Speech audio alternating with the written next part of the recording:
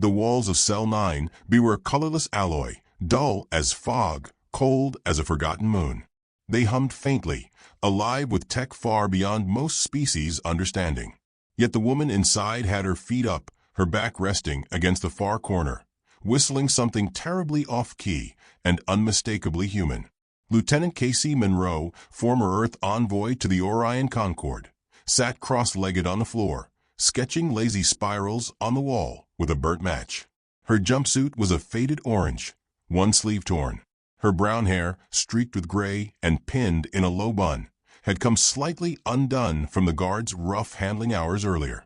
She didn't seem to mind. Through the reinforced glass, 2 Jurnek guards stared at her. One scratched at his chitinous chin with a bladed finger. "Why is it smiling?" he asked in the rapid clicks of his native tongue. The other guard leaned closer. "They all do that. Nervous system defect. Shows teeth when threatened." Inside, Casey gave a little wave, then went back to drawing. Spiral after spiral, always counterclockwise. Across the station, Commander Velden paced the viewing deck, gazing out into the great nebulae that shimmered like oil-slicked water. Behind him, 3 officers waited, each of a different species, and all deeply unsettled. "She's just in there, singing," hissed Exorkill, a skeletal technocrat of the Vashine Order. No panic, no threats, not even a request for counsel. "Did you drug her?" asked the third, a reptilian Corthan with cracked scales. "Humans require sedatives. No? They twitch. They bark. They throw chairs when caged." Veldan's mandibles clicked slowly. She asked for coffee. A silence passed between them like a quiet weapon. "And," the Corthan said, "we gave her tea." Back in Cell 9B, Casey sat with her knees tucked beneath her, a posture somewhere between schoolgirl and sniper. She traced one final spiral, then blew a breath across it as if cooling it down. A flicker of blue static jumped from the alloy wall where the soot had touched. She nodded, as if confirming something only she could see. The door hissed open, and in walked Officer Greldar, a massive feline-like warrior with armor etched in ritual scars. He was known across 3 sectors for snapping an Ushin priest in 2 after being called adorable. "Human," he growled. Casey looked up, her eyes warm. "Afternoon, sugar." His eyes narrowed. "Your name?" "Casey Monroe," she said, standing with a stretch and a pop of her shoulder. "Lieutenant. Retired, technically, but I still show up for the occasional barbecue." "You were found aboard an unauthorized vessel near the Thren Belt. Unregistered. Cloaked. Explain." "Sure," she said, walking a slow circle around him. "We were out sightseeing. Pretty spot. Smells like burnt cinnamon and regret. You resist questioning." "Oh, I'm answering. You're just asking the wrong questions." He stepped forward, claws extended. "Your kind hides behind smiles. Weak flesh. Emotions. You are not dangerous." Her face didn't change. "That's sweet of you to say." He grabbed her by the arm. In a fluid motion, she twisted slightly, just enough to tilt her wrist, and he yelped, recoiling. His thumb joint bent backward unnaturally. Casey stepped back, hands raised. "Oh, now, don't take it personal. I was trying to show you a magic trick." Alarms didn't go off. No one tackled her. Instead, Greldar stormed out, cursing in his native tongue. Outside, one of the Jurnek guards whispered, "How did she?" "She's human," the other said. "They're built like soft fruit, but sting like something else." That night, the station dimmed to night mode, deep blue lights pulsing along the corridors. Inside her cell, Casey hummed again, this time quieter. A melody with no lyrics, but it had rhythm, purpose.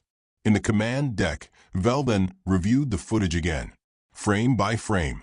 Her cell door was sealed, her vitals normal. And yet, in timestamp 39 hours, 21 minutes and 44 seconds, the wall behind her hand shimmered. Very faintly. Not quite a glitch, but not quite natural either. He turned to the station AI. "Report anomaly at 9B. "No anomaly detected," it replied. "Run manual override on cell surveillance. Request denied. Insufficient clearance." Velden blinked. "By whose authority?" Pause. Then, clearance. Human classified, Project Wildrose. The silence that followed stretched long enough to feel like pressure on the lungs. Back in her cell, Casey removed her boot.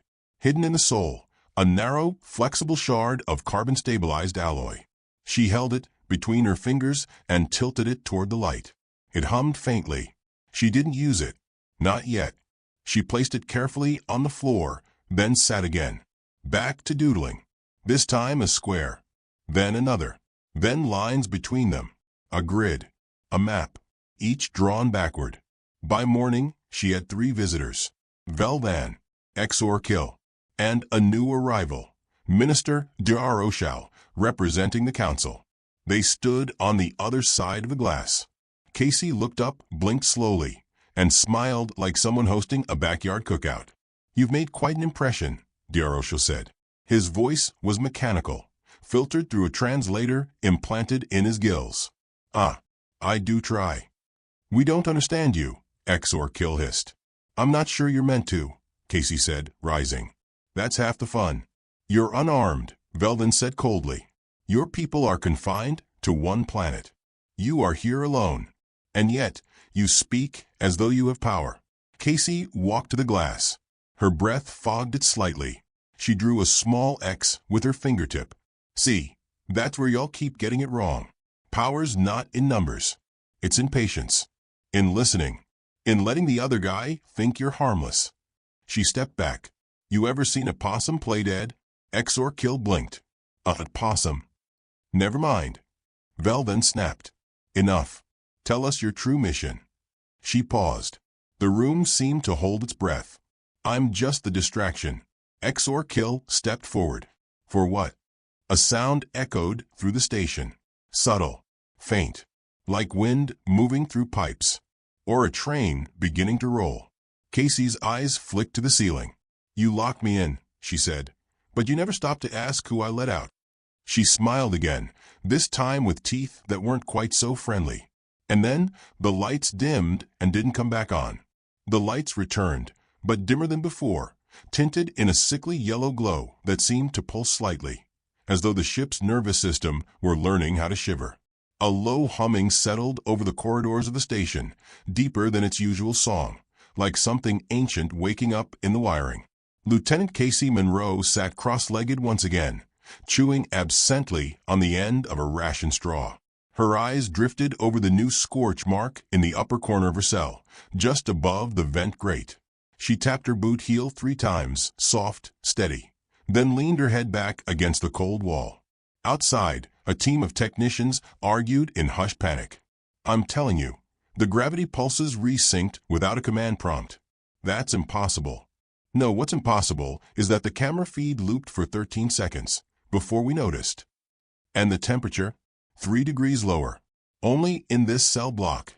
Velden loomed silently behind them, watching. His mandibles clicked once. "She's playing," he muttered. "She's testing how long we'll ignore the war drums." He entered the surveillance chamber and pulled up her vitals. Still normal. Heart rate at 62. Brain activity. Elevated, but calm. She wasn't panicking. She was listening. In cell 9B, Casey whistled a fragment of an old Johnny Cash tune and scratched her name into the alloy floor with the same piece of carbon filament the guards hadn't noticed was missing from their boot latch 2 days ago. She wasn't planning an escape. Not yet. She was studying. Later that day, a younger officer named Tilvek entered the cell block with a datapad trembling in his clawed fingers. He was sent to question her, though nobody told him what to ask. Casey didn't look up. "You're new." I'm Officer Tilvek, Secondary Observations. I am here to interrogate you." She blinked slowly, amused. "Well, sugar, I ain't had an interrogation since Richmond. Hope you're better than that guy. He spilled coffee on his own boots and fainted when I winked."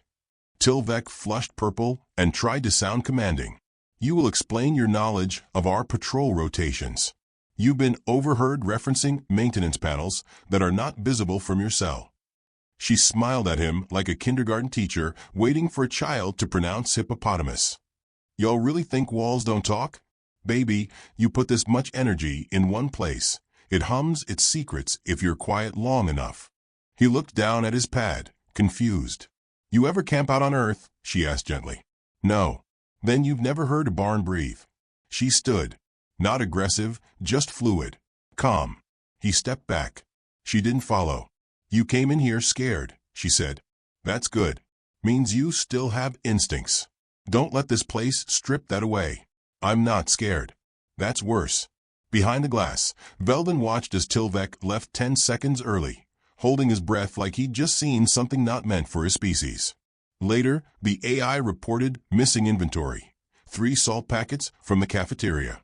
1 fragment of magnetic plating from a guard's badge. Half a spool of thread for medical. No breaches. No suspects. That night, Casey crafted a tiny square with the thread and salt pressed into its folds. She tucked it into the vent's edge and hummed until it vibrated, aligning with the pulse of the station's backup grid. When the piece of thread snapped, she smiled. The grid had acknowledged her touch. In the Galactic Council chamber above Verschel 3, debate raged over the woman in Cell 9B. She's just one human, barked General Zarnok. Contain her or dispose of her. What's the difficulty? She's not the problem, said Dr. Oshel calmly. She's the preview. What does that mean? It means they sent her here on purpose. She's not trying to escape. She's mapping us. The room fell quiet. She asked for coffee again today, Velden said in a private message to the council. We gave her nutrient gel. Dr. Oshel frowned. Did she say anything? She said, that's all right. I've got all the time in the world. Back in the prison, Officer Tilvek walked the halls of Level 9, with his eyes darting toward every corner. The last 3 nights, he'd felt someone watching. Yet every check came up clean. He entered the cafeteria to find a folded note stuck to the water dispenser. The writing wasn't alien.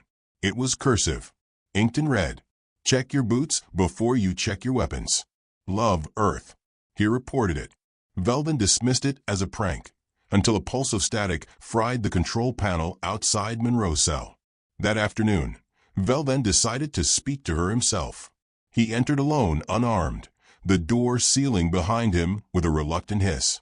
Casey looked up from her drawings, now forming precise angles, almost schematics, and gave him a once-over. You're braver than the last one, she said. He ignored it. What is your objective? She tilted her head. You ever heard of Missouri? He blinked. No. Shame. Beautiful in the fall. You'd like the rivers. Cold enough to sting. You are not answering. I am. You're just not listening. He stepped forward. You were captured cloaked near a forbidden system. Your allies have not demanded your return. That means you are disposable. She raised an eyebrow. Or maybe I'm exactly where I'm meant to be. He snarled. What do you hope to gain by these games? Casey stood slowly, eyes soft but unwavering. You think I'm playing? Oh, sweetheart. We passed the game stage 4 days ago. This is the setup. He stiffened. You didn't notice the drop in pressure on level 4? She asked gently. Or the microfractures blooming in your data lines? Or how the AI now stutters when it tries to say my name? He reached for his comm. Nothing. Static. She walked to the table, leaned over, and plucked a hair from her own head. Here's the thing y'all never grasped about humans. We've survived ice, fire, monsters, plagues. We write lullabies about extinction events. We're polite because we learn too well what happens when we're not. She tied the hair around her wrist like a string bracelet. Kindness is our camouflage. Velden backed toward the door. It didn't open. Casey sat again, folding another shape from her tray wrapper. A crude bird. You ever study earth animals? She asked. He didn't respond. We have one called a crow. It remembers faces, teaches its young who to fear, holds grudges for generations. It learns you. She looked up. So do we. She placed the bird down. It fluttered once, then stilled. The salt inside it began to dissolve. Velden pounded the door, growling something guttural. Outside, the guards responded, but the panel flashed red. Manual override disabled. In the dim light, Casey stared at him with something almost like sorrow. I told you, she whispered. You shouldn't have given me time. The door finally slid open. Vel then fled without a word, brushing past two terrified guards. Inside, the bird dissolved fully, and under her breath, Casey muttered one final line. "Now they'll come." The janitor had stopped singing. 3 nights ago, he'd hummed happily through the West Wing, flicking his tail in rhythm as he swept debris from the auxiliary ducts. Now he walked in silence, eyes darting to corners, ears twitching at phantom sounds. Something in the ship had changed. Something was watching from inside. He wasn't wrong. Lieutenant Casey Monroe watched the footage on the flickering security loop, her eyes narrowed, her fingers drumming on her thigh in an irregular rhythm. 45 seconds into the janitor's shift, the lights dimmed 2 degrees and a shadow passed behind him. Too tall to be a technician, too smooth to be a drone.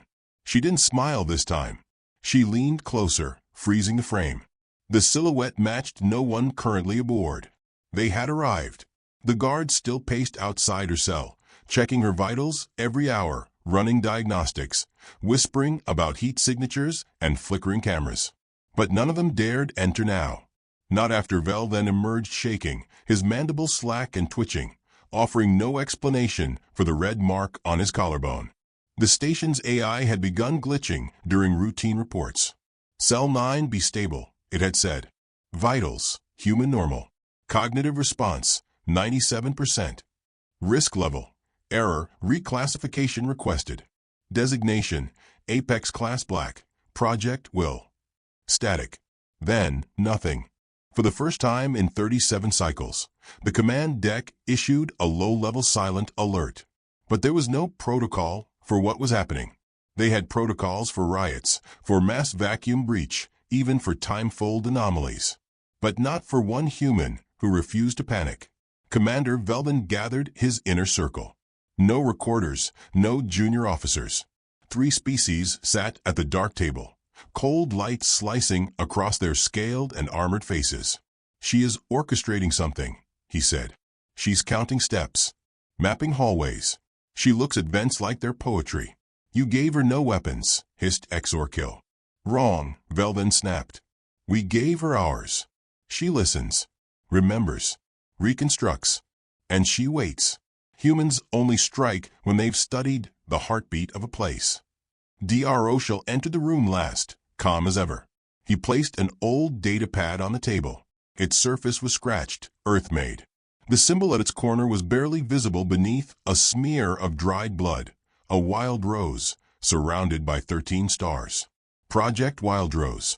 "Do you know what she was trained for?" DRO shall asked, voice soft as fog. Exorkill hissed. Velden looked away. "She wasn't a diplomat," DRO shall continued. "She wasn't a scout. She was a contingency." "What kind of contingency?" DRO shall pulled up the archive. A grainy video played. A jungle planet. Night vision footage. Monroe, 10 years younger, stood in the open, unarmed. 10 alien soldiers approached her with rifles drawn. The video flickered, then cut to black. The file resumed 4 minutes later. All 10 soldiers were on the ground, none breathing. Monroe stood among them, straightening her uniform and tucking a flower behind her ear. "She's the last phase of Earth's doctrine," DRO shall said. "Politeness, patience, precision, then annihilation." In her cell, Monroe tied her hair into a neat braid and stretched her arms. Her fingers flexed like a pianist preparing for a recital. She walked the length of her cell slowly, then reversed direction, muttering numbers under her breath. The ceiling above her cracked slightly. A single bolt fell. She caught it without looking. She turned it over in her hand. Alloy composite. Non-standard threading. Likely from Maintenance Rig 6, Quadrant Delta. That meant the infiltration route had opened. She placed the bolt on the floor and covered it with her food tray. If anyone asked, she'd claim it fell during a tremor. But nobody would ask. They didn't want to talk to her anymore. They were watching her like people watch a bear behind thin glass. Still, until it isn't. The shift began that night. Gravity flickered for 3 seconds at 0300. Hallway lights reset to 90 Hz strobe, triggering vertigo in several species. Infirmary logs noted 5 cases of dizziness with visual hallucinations. One patient reported seeing a woman walking through the wall, barefoot, with a crow on her shoulder. There were no Earth crows aboard the station. By 0500, power in Sector 3 dropped by 17%. Doors opened half a second late. Cameras looped backwards. A single phrase appeared in the mess hall display. Did you ask what she was trained for? Dr. Shell stood at the edge of cell 9B, arms behind his back, eyes fixed on the woman within. You could have left, he said through the glass. Your tools were hidden well. You've marked every blind spot. Your companions arrived. Why are you still here? Casey looked up from her drawing, now a perfect replica of the prison's power grid. I'm waiting, she said. For what? For the question. He tilted his head. What question? She stood slowly. There was no humor in her now. No charm. Only precision wrapped in skin. You all want to know what I'm doing. What I've done. How I know what I know. But nobody's asked the only question that matters. She stepped close to the glass. Nobody's asked what I was trained for. Dr. Shell blinked. What were you trained for? He whispered. Her voice was calm. Collapse. Pressure. Systems that think they're secure. I was trained to make them remember what fear feels like. The hallway lights dimmed again. And in that moment, from every vent and access port in Level 9, sound erupted. Not alarms. Not weapons. Birdsong. Earthbirds, sparrows, cardinals, thrushes. Soft, layered, interwoven. A choir of nature from a world the galaxy had misjudged. Velden screamed orders. Technicians scrambled. The AI began repeating a phrase. Operation Daisy Chain activated. Operation Daisy Chain activated. In her cell, Monroe sat cross-legged once more. From behind her, the back wall began to ripple. Slowly, like a curtain pulled back by unseen hands, it disassembled, pixel by pixel, vanishing into code. A shadow stepped through, tall, human, wrapped in black tactical gear, with the same wild rose insignia on his chest. He offered no salute, just a small nod. Casey stood. Took you long enough. The backup had to wait until they believed you were alone. Are they watching? He pointed to the blinking red dot on the ceiling. Then let's give them the ending they deserve. She walked through the hole in the wall. The ripple closed behind her, seamless. And cell 9B was empty. Aboard the orbital prison ring of Verschel 3, panic had grown quiet. Not because it had faded, but because it had matured. Hysteria had given way to precision, an animal stillness before the strike. Lights no longer dimmed. They blinked in sequences that didn't match the ship's architecture. The air held a strange electric scent, like burnt citrus and ozone. Conversations had shortened to glances. The guards no longer laughed. And Cell 9B was empty. Commander Velden stood frozen before the AI console, mandibles clicking without rhythm. The screen in front of him pulsed red over and over, one word crawling across the interface in 3 languages. Uncontained. She's not gone, he growled. She's loose. There's a difference. Across the command deck, a technician looked up with hollow eyes. Sir, she didn't breach the door. The cell wall unraveled. Unraveled. Velden snapped. Like code. Like she folded through it. The AI, once neutral, had begun muttering incomplete logs under its synthetic breath, repeating fragments from Monroe's recorded voice.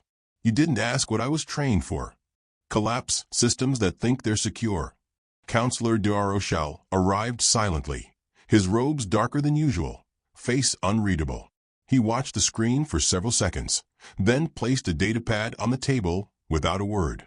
It displayed a schematic, not of the prison, but of the entire galactic communications grid.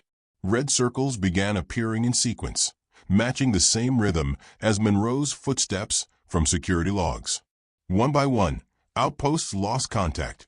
This is no jailbreak, Dr. Shell said. This is a detonation. Where is she now? Velden asked, voice brittle. She was never the objective. She was the delivery system. The screen switched again, showing a live feed from the docking bay. Casey Monroe stood at the center, arms loose at her sides, flanked by 7 others. Human. Silent. Uniformed in black. Not soldiers. Not visible on any guest manifest. But every movement matched military efficiency. Above her heart, the wild rose insignia bloomed in red. The guards surrounding the bay did not move. Not because they were dead, but because they'd been left alive on purpose. Stunned. Staring. Disarmed without injury. It was a message. She stepped forward, eyes on the feed camera. "Hello again," she said. "I'd apologize for the mess, but you've had this coming for a while." Velden slammed a fist onto the console. "She's mocking us on our own channel." "Watch closely," Diarosha whispered. "This part matters." In the feed, Casey reached for the comms interface and tapped twice. The lights across the bay shifted to violet. Then she spoke a sequence of numbers. Long calm. Deliberate. Behind her, a ripple passed through the walls. Then another. Cloaked human ships, once folded into the empty shell of space, blinked into view above the station. 37 in total. No shields up. No weapons drawn. Not yet. "Your defenses are down," she continued. "Every gun you're relying on has already been unthreaded." She pointed upward. "Your orbital minefield now plays lullabies. You've been broadcasting your command codes on harmonics since you built this place. Took us 3 months to teach our AI how to hum." Vel then turned to his officers. "Activate emergency weapons." The AI responded in a strange, almost polite voice. "Would you like to hear the weather on Earth instead?" Casey smiled through the feed. "You taught your security system to mimic us. We taught it to obey." The station began shifting, walls trembling, gravity realigning in slow pulses. Hallways narrowed, doors closed that had never existed before. "It's not just a ship anymore," Diarosha murmured. "It's become an extension of her." Monroe's team began moving. No weapons drawn. Each step echoed as if choreographed, a perfect ripple of command. Not a single shout. Not a single wasted glance. And still, she didn't attack. She waited. Vel then leaned in toward the camera. "You've made your point." Casey's face softened. "No, Commander. You're still thinking this is about me." She held up a small device. Round. Smooth. Black. "This is the part you'll remember in nightmares." She clicked it. The signal that followed could not be heard. Not by alien ears. But Earth crows could hear it. So could the black box systems buried in ships left idle for decades. So could satellites parked just outside Council jurisdiction. So could human children, in the deepest bunkers of forgotten colonies, taught from birth to count seconds between a whistle and the silence. Every human system, silent until now, lit up. Diarosha stared, almost reverently. She just woke every sleeper Selby dismissed as myth. "And they're not coming for this prison," Casey said, eyes locked on Vel then through the screen. "They're coming for the lie you built." The feed cut. The comms died. And for a moment, the galaxy held its breath. In the docking bay, Monroe turned to her team. "All clear." "Silent," said the tall one to her right. "No hostiles. None conscious. 3 snoring." She smiled. "Let's go knock." The hallway ahead was empty. The doors opened like the station wanted her to pass. 2 guards tried to stop them at checkpoint 6. They didn't make it through the first move. Casey didn't kill them. She touched their shoulders, whispered something. Both sat down. One began to cry. The other tried to recite an old Earth poem he didn't know he remembered. In the central archive chamber, Casey stepped inside. A ring of alien leaders hovered in projection, already patched in from distant worlds. They were screaming over one another. Threats, demands, accusations. Monroe said nothing. She walked to the interface and projected Earth's original diplomatic offer, never before seen, buried deep under layers of misinterpretation. It was a treaty, not of conquest, but of warning. The message read, "We are the kind ones because we remember how to be cruel. We smile so you'll never see the edge of us. Accept peace or prepare to meet our nightmares." One by one, the alien projections fell silent. Some disconnected. Some stared at her like she had just peeled the mask off a god. Only one, An old amphibian priest from the waterworlds bowed his head. "You waited," he said.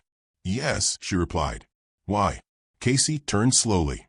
Her eyes weren't cold, just deeply, terribly calm.